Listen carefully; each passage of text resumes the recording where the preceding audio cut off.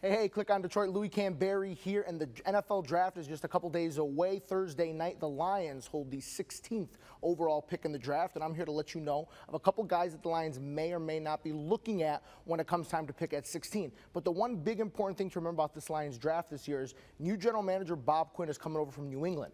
Now, everyone said coming in that Bob Quinn learned a whole lot from Bill Belichick in New England, and if that's the case, he's definitely going to look to trade down in the draft and acquire some more draft picks, possibly later on in the second or third round, or even in true New England fashion, trade back, get a future first-round pick in next year's draft, and really try to build this Lions team like that. I think Quinn's mindset is not on a 1 or 2 year plan; it's more on a 3 to 5 year plan. If that's the case, one pick in the first round is not going to get it done. He's going to look to kind of expand that.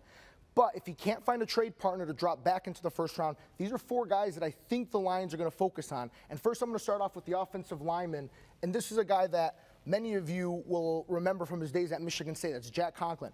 Now, what Conklin what he potentially could bring to the Detroit Lions is a lot of physicality on the offensive line. I'm comparing him to Kansas City Chiefs left tackle Eric Fisher, who was drafted first overall by the Chiefs a couple of years ago out of Central Michigan. The one thing to remember about Conklin, much like Eric Fisher, is he could start his career on the right side of the offensive line. And this is a big thing. It's not a knock on Conklin if they do send him over to the right side, but it's a good spot for him to kind of learn the position, learn the speed of the NFL and the strength of the NFL. That's one thing I think he lacks, is that speed coming in as a left tackle. A lot of edge pass rushes really getting to the quarterback with that speed rush, not so much with the bull power rush. That's where I think Conklin would kind of have the little transitional period in the NFL. He may struggle first on the left side, but I think he has the skills, especially the mental skills, to learn the position and be kind of that cornerstone on the left side, which the Lions haven't had in a very long time.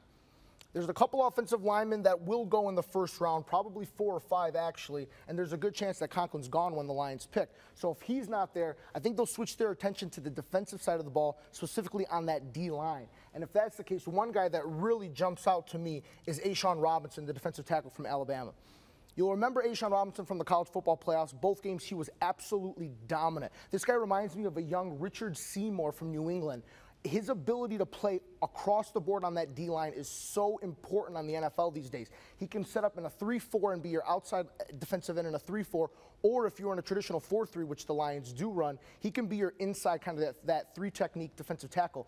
And what he brings is a lot of double teams. And that's one thing the Lions desperately need on their defensive end. If he brings in those double teams, that means Ziggy Ansah is going to be able to rush freely on the edge and take that sack total, which he had double-digit sacks this year, and kind of grow off that and jump into the top 2 or 3 pass rushers in the NFL.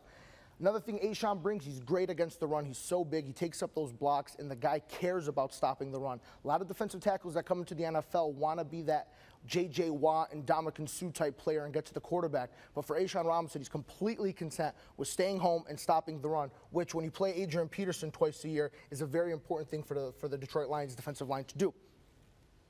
Now, if we move on forward to another position on the D-line and go out to the edge, here's a guy that another guy that you'll remember from the college football playoffs, and it's Kevin Dodd, the defensive end from Clemson.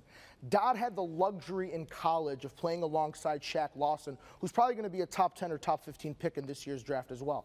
The beauty of Kevin Dodd is his ability to play on that right side. He doesn't need to line up like your traditional pass rushing defensive end like a Ziggy Ansah. He's much like Michael Bennett from the Seattle Seahawks. Now, you remember Bennett has been playing alongside Cliff Averill for the last couple of years in Seattle, and he's learned his role as that multi-talented, multi-versatile kind of defensive end. He's got a couple different rush moves. He can come at you off the edge. He can slant inside. He's also got a good bull rush. You see him there. He's a big dude, and this guy can really cause havoc if he's playing, again, like he did in college, alongside another premier pass rusher, and that's what Ziggy Ansah already brings to this D-line. If there's one thing that the Seattle Seahawks and the Denver Broncos have shown the rest of the NFL, it's that pass rush is golden in the NFL. And if the Lions get themselves another one to pair with Ziggy Ansah, that's just going to cause havoc for every quarterback in the NFL, and especially Aaron Rodgers and Jay Cutler, who they play twice this season. Now, in traditional Detroit Lions fashion, you can't talk about a first round without at least thinking or entertaining the potential of drafting a wide receiver in the first round. This year's draft class at the receiver position isn't that strong. There's not a lot of guys that really jump out at you. The leader of the group is this guy from Mississippi, Laquan Treadwell.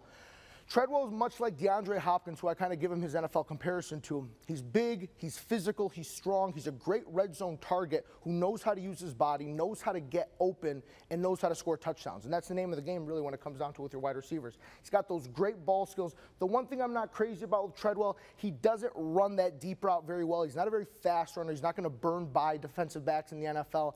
That's an issue. But with the Lions already having Marvin Jones, who they added this year, and the speed of Golden Tate, they don't really need another burner wide receiver. They need a guy that they can count on, a big body who Stafford can kind of drop back and find over the middle of the field. If Treadwell takes up the middle of the field for the Lions, that allows them to use Golden Tate in a million different ways, which they love to do: reverses, end arounds, the screens. Get the ball in Golden Tate's hands and don't make him your number one receiver. I think that's going to be the big goal for the Lions this season, is not to rely on Golden Tate to turn into the next Calvin Johnson. Marvin Jones isn't Calvin Johnson. If they draft Treadwell, he's not Calvin Johnson either. But the three of them together can mask the production that you're going to lose without Calvin Johnson in your lineup.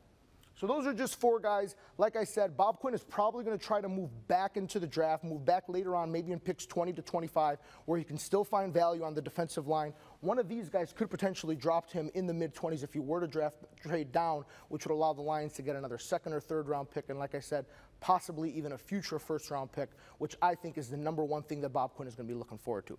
So the draft is Thursday night. We'll have it covered here on Click on Detroit. We'll also talk on Sunday to former Detroit Lion Lomas Brown. He will break down whoever the Lions pick in the draft, and we'll talk about what the Lions need to do going forward, potentially to round out that roster and get themselves back into playoff contention next year. So until next time, guys, I'm out of here.